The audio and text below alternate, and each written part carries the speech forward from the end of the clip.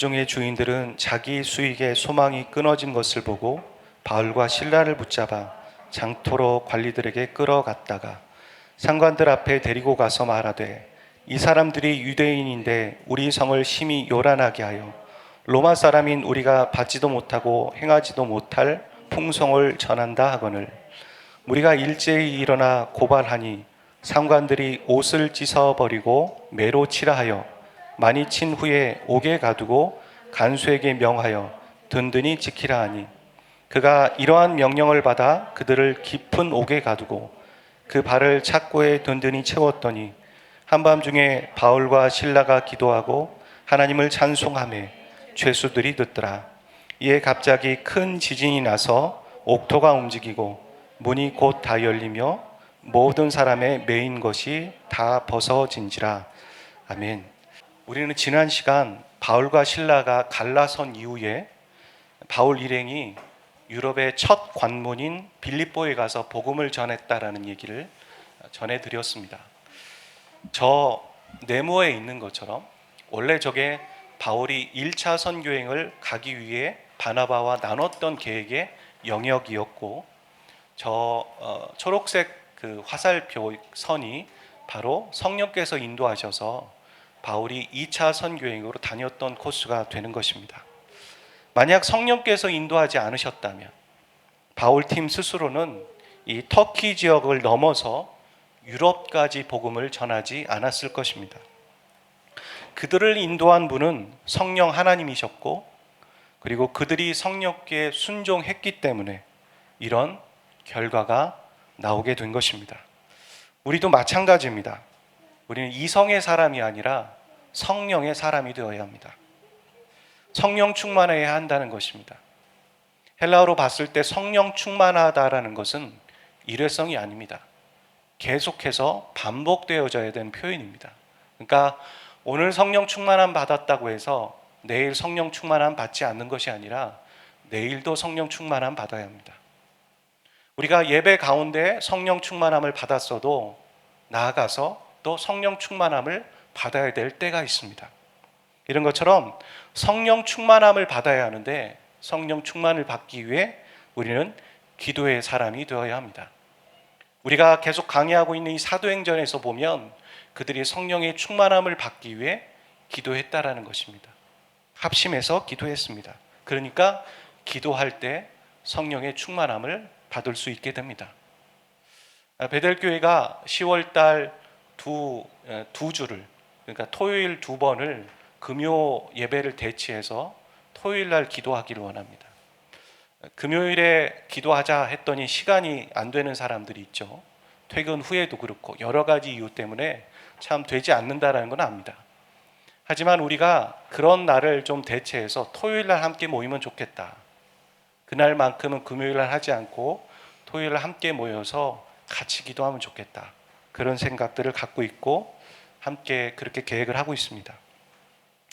오늘 말씀은 바울과 실라가 빌립보에서 복음을 전파하다가 벌어진 일을 소개하고 있습니다. 바울은 귀신에 사로잡힌 한 여인을 예수 그리스도의 이름을 선포해서 그를 자유케 해주었습니다.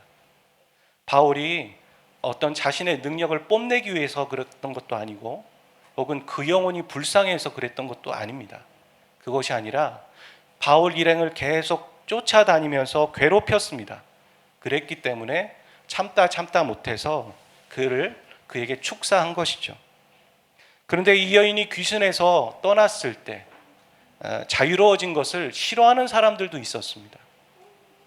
이 여인을 고용해서 점을 치고 돈을 벌었던 사람들이 싫었던 것이죠. 자신의 돈이 들어오지 않고 생계가 끊어지는 것이니까. 그래서 어떻게 했냐면 앙심을 품고 바울과 실라에게 모함을 하여서 다른 사람에게 고발을 해버린 것입니다. 그게 19절과 20절에 나오죠. 그런데 고발한 다음에 사람들은 바울과 실라를 어떻게 대했는가? 크게 3가지로 정리할 수 있는 것 같습니다. 처음에는 옷을 찢고 그래서 많이 때렸다라고 얘기합니다. 여러분, 우리가 옷을 찢는 이유는 이 고통을 극대화하기 위해서 그런 것이죠. 그리고 많이라는 단어에 한번 주목해 보십시오. 유대인들은 사람들을 태형에 처할 때도 40을 넘지 못했습니다. 율법에 나와 있죠. 40을 넘길 수 없다. 그래서 유대인들은 어떻게 했냐면 혹시 자기가 때리다가 40을 넘을 수도 있기 때문에 40의 하나가 되는 39대만 때렸습니다. 이 율법을 정하신 이유가 있습니다. 만약에 매를 맞아야 되는 죄인이라 할지라도 그 사람에 대한 인권을 보호하는 겁니다. 비인격적으로 대하다가 그 사람이 어떻게 혹은 죽지 않게 하기 위해서 40을 정한 것이죠. 근데 여기서 많이 때렸다라고 할 때 이들은 이방인입니다. 그러니까 그들에게는 율법이 없습니다. 40에 대한 기준이 없는 거예요. 그러니까 성경이 지금 많이 때렸다라는 것은 40을 초과하는, 40을 넘는 매가 바울과 실라에게 가해졌다라는 얘기를 하는 것입니다. 두 번째, 사람들은 바울과 실라를 깊은 옥에 가두었다라고 말합니다. 로마 감옥은 두 가지로 나눠져 있습니다. 외부의 감옥과 내부의 감옥입니다. 내부의 감옥은 지하 감방과 같습니다. 그 지하 감방은 토굴과 같아서 간수가 문을 열고 들어가는 거 아니고서는 공기도 통하지 않고 빛도 들어오지 않습니다. 그런 깊은 감옥에 바울과 실라가 매를 맞은 다음에 감옥에 갇혀 있는 것입니다. 세 번째는 무엇이냐면 이것도 모자라서 사람들은 그들을 착고에 채웠다라고 말합니다. 죄수의 가랑이를 찢어질 정도로 두 팔과 두 다리를 벌려서 고정시키는 겁니다. 왜 그렇게 하느냐? 죄수에게 감옥 안에서도 자유를 박탈하는 행위가 되는 것이죠.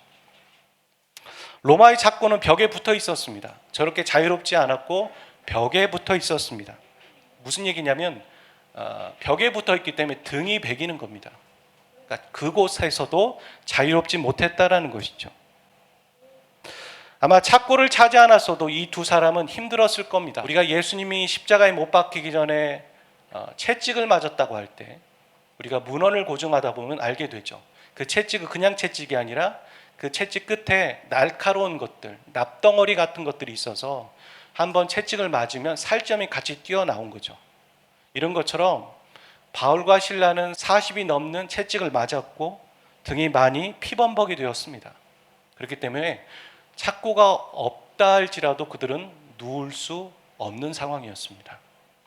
지금 바울과 실라는 억울하게 누명을 썼고 재판도 받지 못했고 그 다음에 맨몸으로 헤아릴 수 없는 매를 맞았고 그리고 공기와 빛도 통하지 않는 무덤 안에 착고에 채워져 있는 상황입니다. 바울과 실라가 처해 있는 상황들을 우리는 많이 힘들었을 것이다. 이런 한 단어로 표현할 수 없습니다. 어떻게 그것을 그렇게 한 단어로 표현할 수 있겠습니까? 아마 우리가 표현할 수 없고 상상할 수 없는 정도의 고통을 그들은 겪었을 것입니다. 바울과 실라가 처해 있는 상황을 성경은 한 단어로 표현합니다. 25절에 보면 그렇게 나오죠. 한밤중에. 여러분 여기서 얘기하는 한밤중은 시간적인 한밤중이 맞습니다.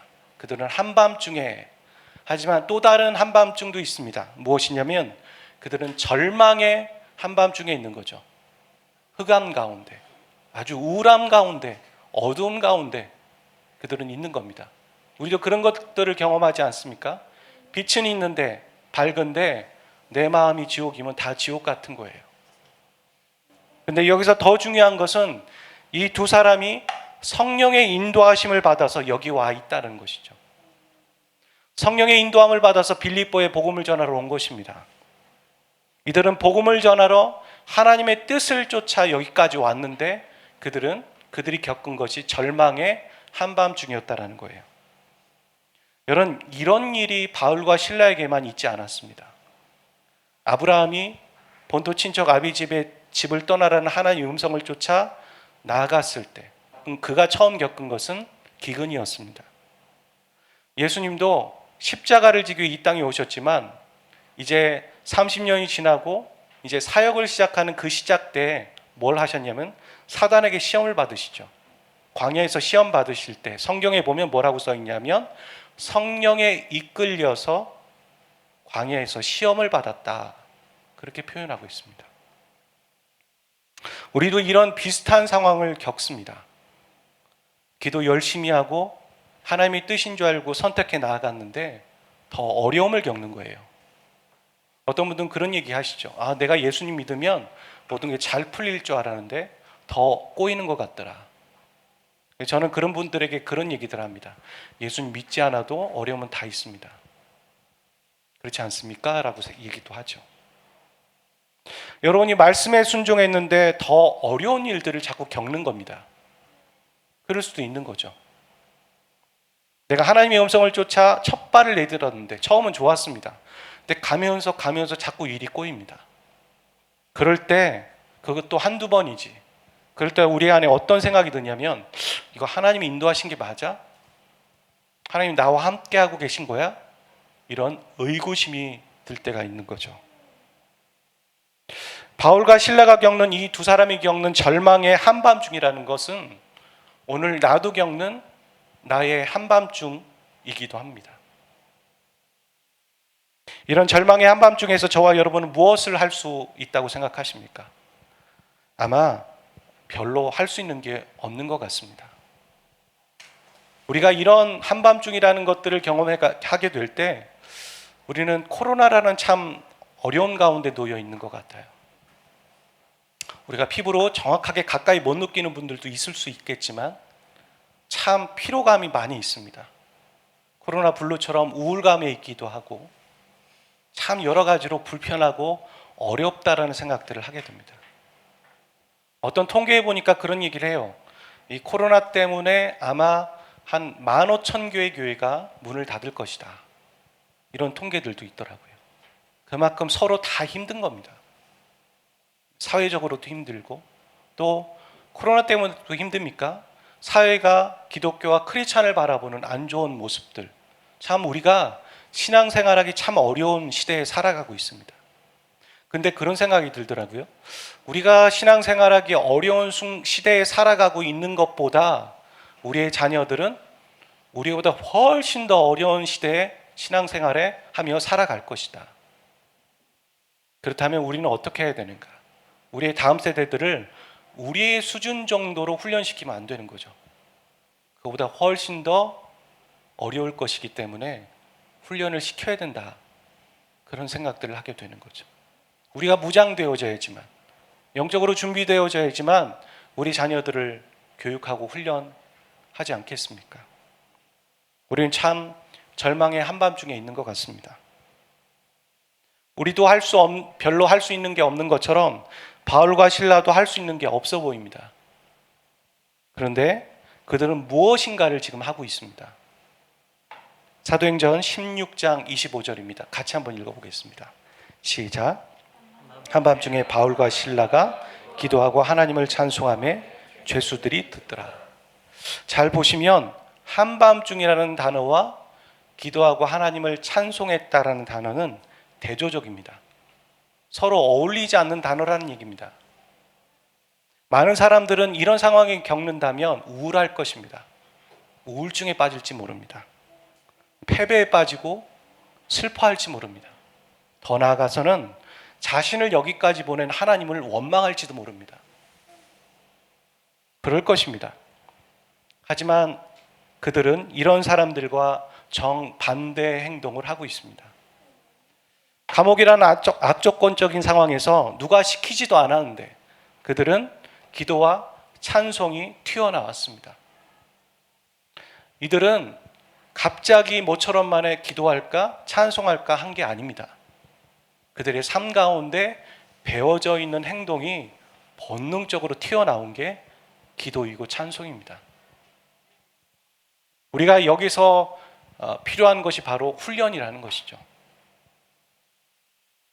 군대에서 군인들을 훈련시킬 때는 사정을 봐주지 않습니다.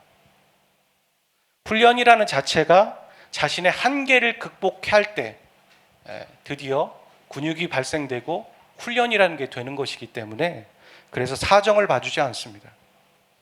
저도 행군을 여러 번 해보지 않았지만 훈련소에서 40km 행군을 할 때 보면 제가 처음 하는 행군이었으니까 무거운 짐을 지고 그런 걸 경험했어요. 걸으면서 조는 거.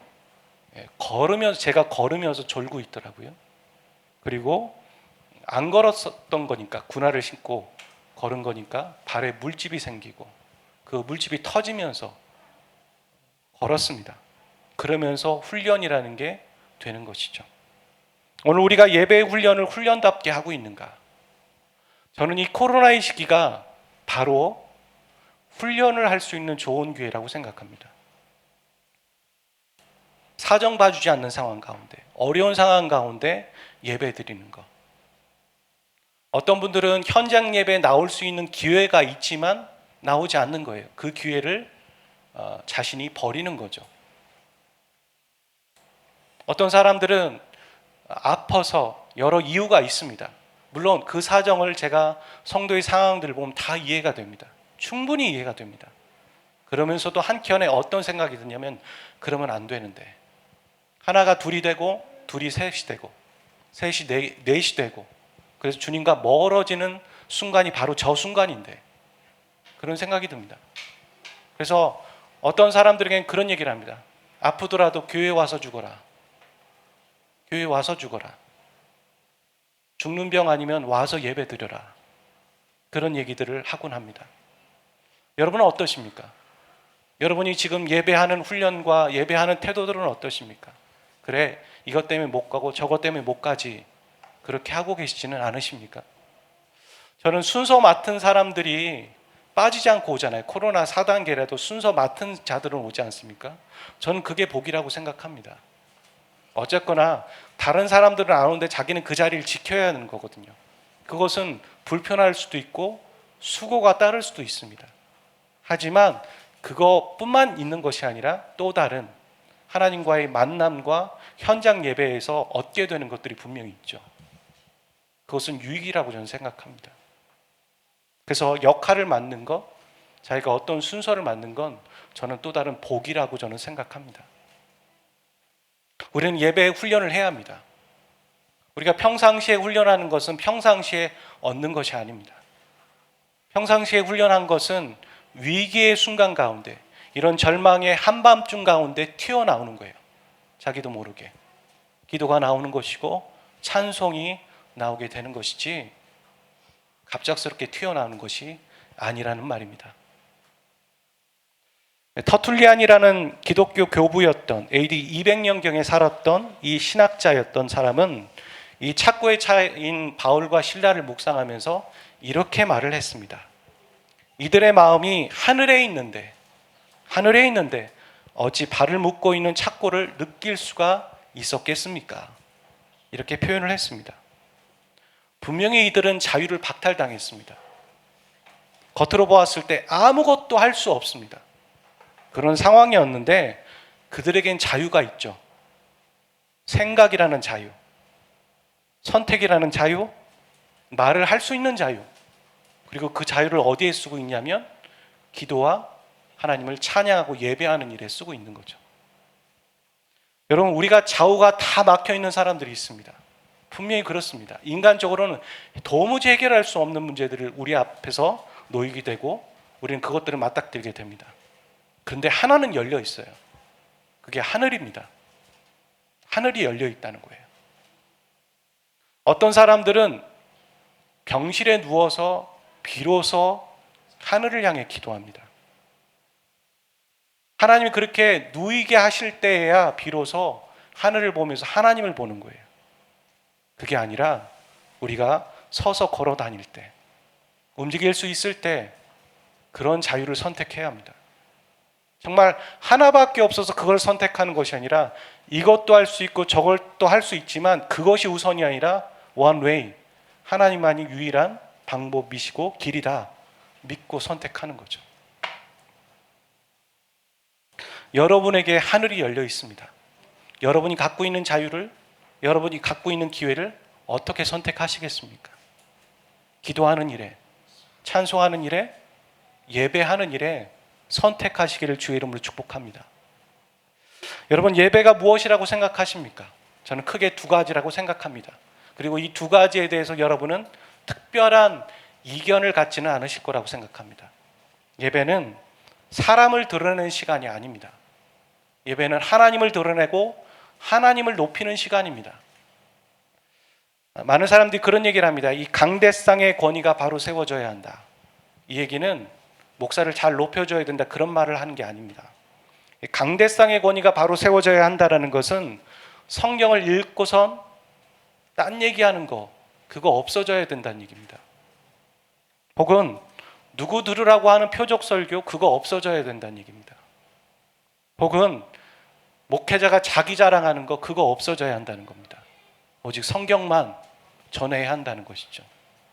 제가 예전에 청년 사역을 할 때 수련회 가서 설교할 때 제가 강사로 설교할 때 모르는 친구를 아는 우리 멤버인 청년이 데리고 온 거예요. 그도 크리스찬이었고 근데 좀 태도가 뭐라 할까요? 그냥 듣는 둥 마는 둥 그러는 것 같더라고요. 근데 모든 수련회가 끝나고 마지막에 그 청년이 저한테 와서 하는 말이 있었습니다. 목사님, 딴 얘기 안 하고 성경만 얘기해 줘서 감사합니다. 그런 얘기를 했어요. 얼마나 많은 사람들이 성경이 아닌 다른 얘기를 듣고 있는가요? 설교 시간에. 누구 들으라고 하는 설교. 그런 거 없어져야 한다는 것입니다. 예배는 하나님만을 높이고 하나님만을 드러내는 시간입니다.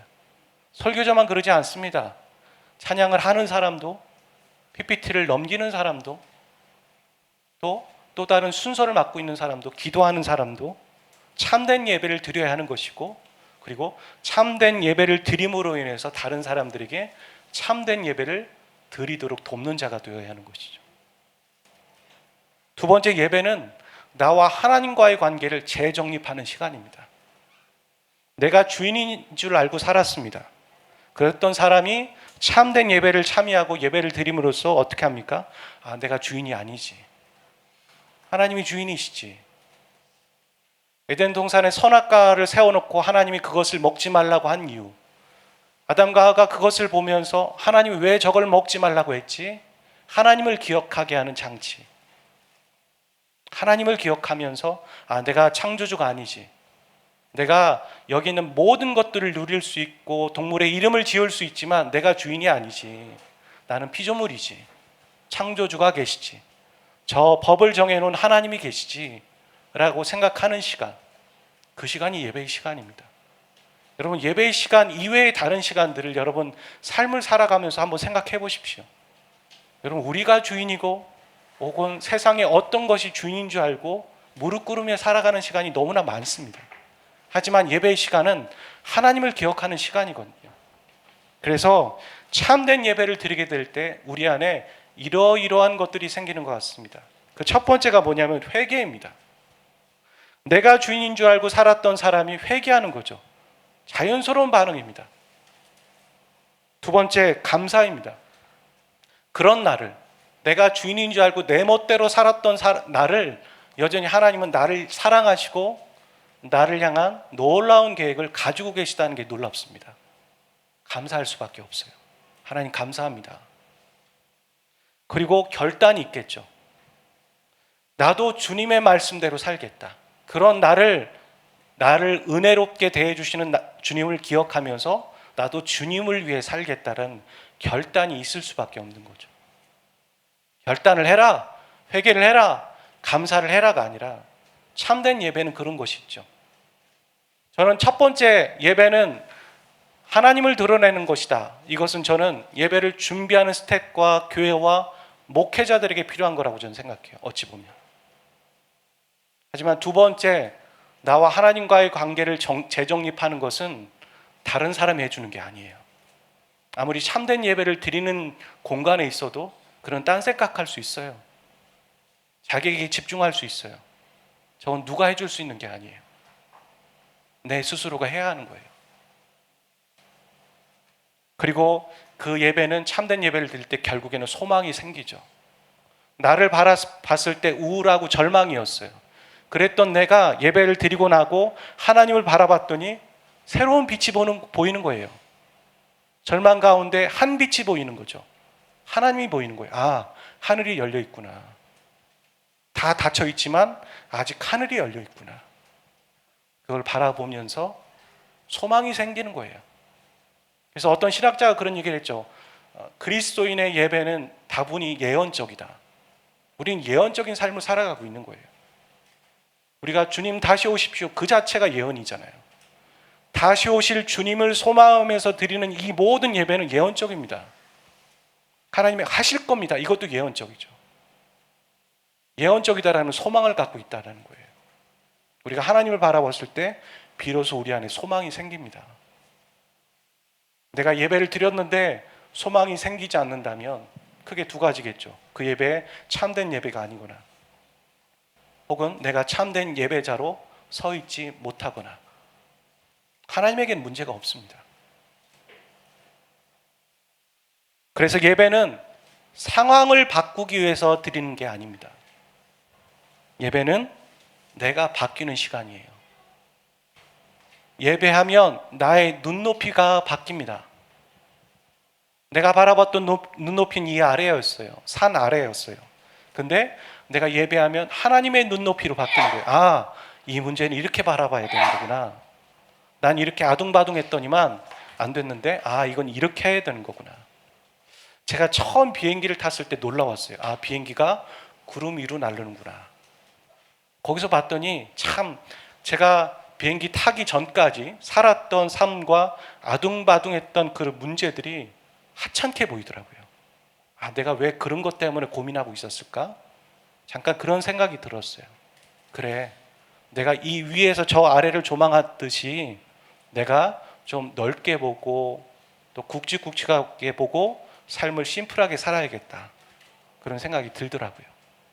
우리가 하나님의 눈높이로 보면 우리의 문제들이 다르게 보이는 겁니다. 그 상황이 바뀐 게 아닌데도 다르게 보이는 거예요. 예배는 그런 겁니다. 바울과 실라가 탈옥을 위해 기도했다면, 그래서 옥문이 열렸을 때 그들은 도망갔을 것입니다. 하지만 그들은 그것을 위해 기도하지 않았습니다. 상황을 바꾸기 위해 기도하지 않았다라는 말입니다. 당시에는 간수가 죄인을 잘 지키지 못하면, 그래서 그 죄인이 탈옥을 하게 되면 책임을 물어서 죄인 대신 간수가 죽어야 했습니다. 이것을 알고 있는 바울과 실라는 탈옥을 위해 기도하지 않은 거예요. 그렇게 기도한다면 그것이야말로 내가 지금 하나님의 인도하심을 받아서 영혼 구원을 하러 빌립보에 왔어라고 하면서 간수 한 명을 죽이고자 하는 말인 거죠. 그런 행동을 지금 하고 있는 거죠. 우리가 지난 시간에 바울과 바나바가 분노와 분열이라는 사역을 시작하지 않은 것처럼, 그래서 하나님이 평화의 복음을 바울에게 허락하셨던 것처럼 같은 맥락이죠. 최근에 사람들이 많은 관심을 가지고 있는 영화가 있습니다. 오 땡땡땡땡 뭐 이런 영화가 있죠.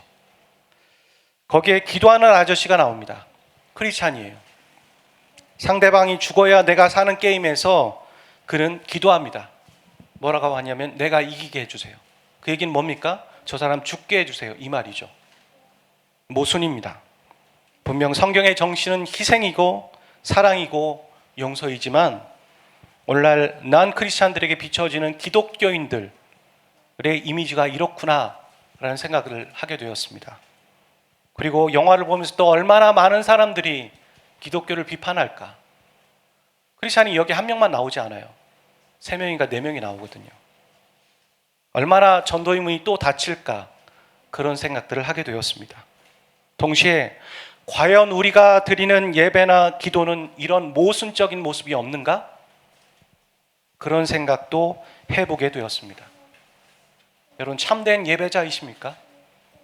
여러분이 하는 기도는 정말 진정한 기도가 되고 계십니까? 우리는 상황을 바꾸기 위해서가 아니라 하나님의 눈높이로 보기 위해서 기도하는 것이고 예배하는 것입니다. 기도하고 하나님을 찬송했더니 바울과 실라가 갇혔던 옥문이 열렸습니다. 그리고 간수장이 구원을 받습니다. 얼마나 좋은 해피엔딩입니까? 그런데 우리의 인생에 그러지 않을 수 있습니다. 하나님이 바울과 실라에게 야, 너희의 인생은 여기서 끝이다. 그래, 거기서 죽어라, 감옥에서. 그러면 죽을 수밖에 없는 겁니다. 우리의 인생에도 그렇습니다. 기도하고 찬송했더니 일이 더 풀리는 것 같은데 그러지 않을 수도 있습니다. 여러분, 살든지 죽든지 그것은 하나님 손 아래 있는 겁니다. 하나님이 높이시면 하나님이 높이시는구나, 그거 누리면 되는 것이고, 하나님이 낮추시면 이게 내 원래 모습이구나, 그렇게 생각하고 바닥을 치면 되는 것입니다. 중요한 것은 사느냐 죽느냐가 아니라 우리가 하나님의 영광을 위해 살아가느냐, 그게 중요한 것이죠. 중요한 것은 초점은 하나님입니다. 땡땡 영화가 기독교인들에게 이렇게 얘기하든 저렇게 얘기하든 중요하지 않습니다. 다른 사람들이 우리에게 뭐라고 하든 중요하지 않습니다. 그게 중요한 것이 아니라 내가 하나님 앞에서 바로 살고 있느냐, 하나님 말씀대로 살아가고 있느냐, 참된 예배를 드리고 있느냐, 하나님께 집중하고 있느냐, 그게 중요한 것입니다. 그걸로 족한 것입니다. 마지막 말씀을 로마서 14장 8절은 이렇게 말합니다. 같이 읽어보겠습니다. 시작. 우리가 살아도 주를 위해 살고 죽어도 주를 위해 죽나니 그러므로 사나 죽으나 우리가 주의 것이로다. 사랑하는 저와 여러분, 사람과 환경을 바꾸기 위해서 예배하지 마십시오. 기도 자체, 예배 자체, 찬송하는 그 자체는 하나님을 높이기 위한 것입니다. 여러분의 인생이 거기서 끝난다 할지라도 여러분 구원받은 자들입니다. 하나님의 은혜를 입은 자입니다. 우리가 마지막에 죽을 때도 하나님 찬송하고 하나님 높이다 죽는 게 맞는 것이지, 다른 사람 저주하다가 혹은 우리의 욕심을 채우다가 죽는 것은 참 불명예스러운 것입니다. 사랑하는 저와 여러분, 절망의 한밤중 가운데 여러분이 할 수 있는 선택은 바로 예배하는 것입니다. 기도하는 것입니다. 찬송하는 것입니다. 그것을 일주일 동안 채워나가시기를 주의 이름으로 축복합니다.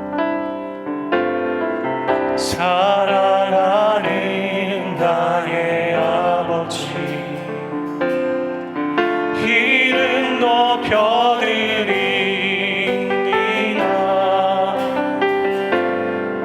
주의 나라 찬양 속에 임하시니 능력에 주께 찬송하네. 전능하신 하나님 찬양 언제나 동일하신 주, 전능하신 하나님 찬양 영원히 다스리네. 우리 다시 처음부터 다시 찬양할 때 우리 주님만 높여드리고 주님만 드러내며 찬양하기를 원합니다. 사랑하는 나의 아버지, 이름 높여드립니다. 이름 높여드립니다.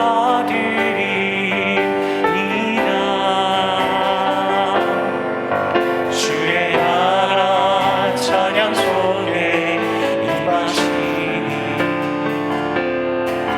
능력에 주께 찬송하네. 전능하신 하나님 찬양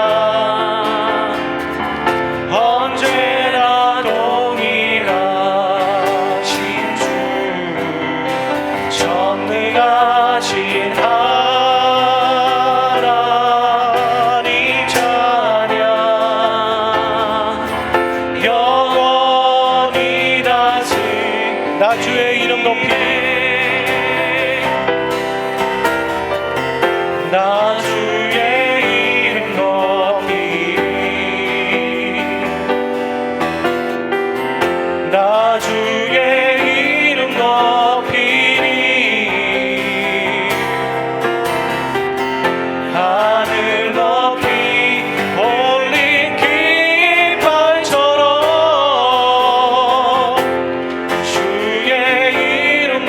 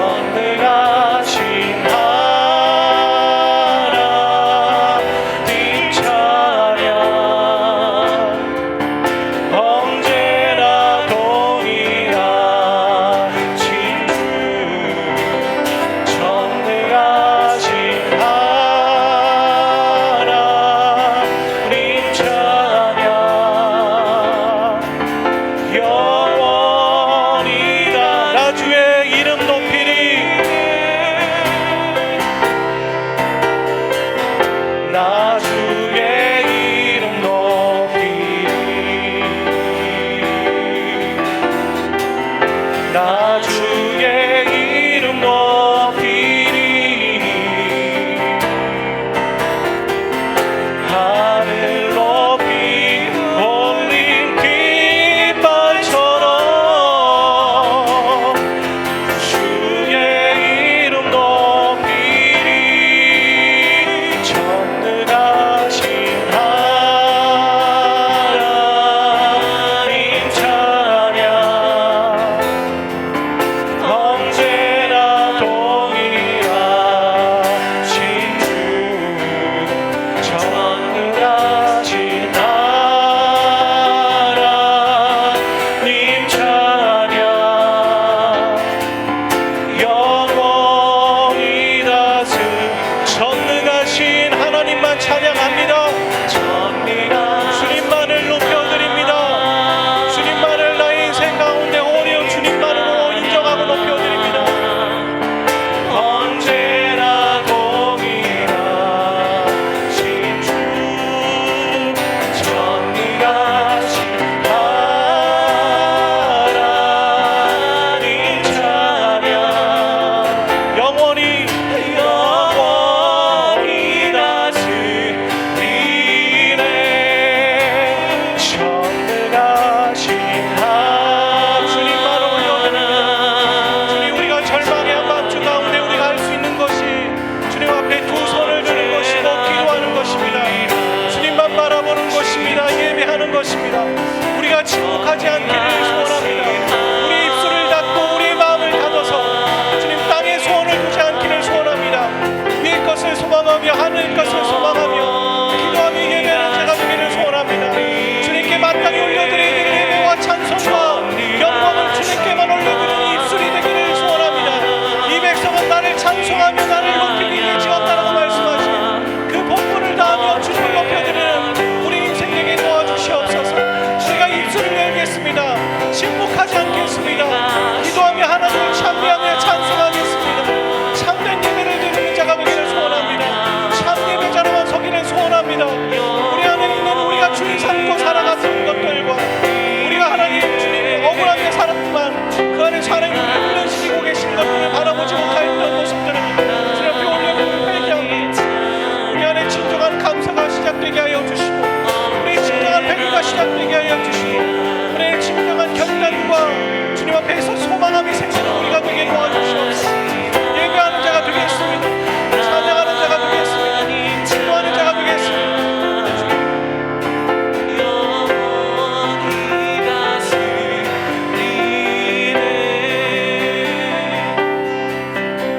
이 시간 주님 여러분 앞에 콜링하겠습니다. 우리가 말씀을 듣고 하나님의 말씀 앞에서 내가 진정 나의 절망의 한밤중 가운데에서 기도하고 찬송하며 하나님을 예배하는 자로 다시 서겠습니다. 그렇게 결단하시는 형제와 자매들이 있다면 가슴에 손을 얹겠습니다. 하나님 앞에서 표하는 것입니다. 하나님 앞에서만 표하는 것입니다. 하나님, 사랑하는 형제와 자매들이 결단합니다. 가슴에 손을 얹고 말씀을 듣고 결단합니다. 이들의 걸음 가운데 주의 성령께서 인도하여 주십시오. 바울과 실라를 이끄시고 바나바를 이끄셨던 그 성령께서 이들 가운데 내주하십니다. 그들에게 말씀하여 주십시오. 그들에게 말씀하시고자 하시는 말씀을 그들이 들을 수 있도록 그들의 귀를 열어 주십시오. 절망 가운데 낙담하고 낙심하고 마음이 상해서 자신의 입을 침묵하는 자들이 되지 않게 하시고 입술을 열어 하나님께 기도하는 자 되게 하시옵소서. 소망의 하나님을 바라보게 하여 주시옵소서. 앞이 닫히고 뒤가 닫히고 좌우가 닫혔지만 아직 하늘이 열려 있습니다. 하늘이 열려 있습니다. 그들이 살아계신 하나님 앞에 전능하신 하나님을 찬양하고 자신을 영원히 다스리시는 하나님 앞에 맡겨드리며 자신의 인생을 내어드리는 예배자로 살게 도와주시옵소서. 이들의 결단 가운데 성령님 인도하시고 힘이 되어 주시옵소서.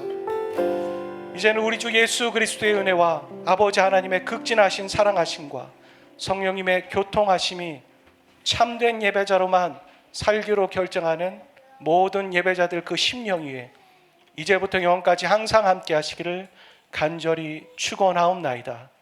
아멘.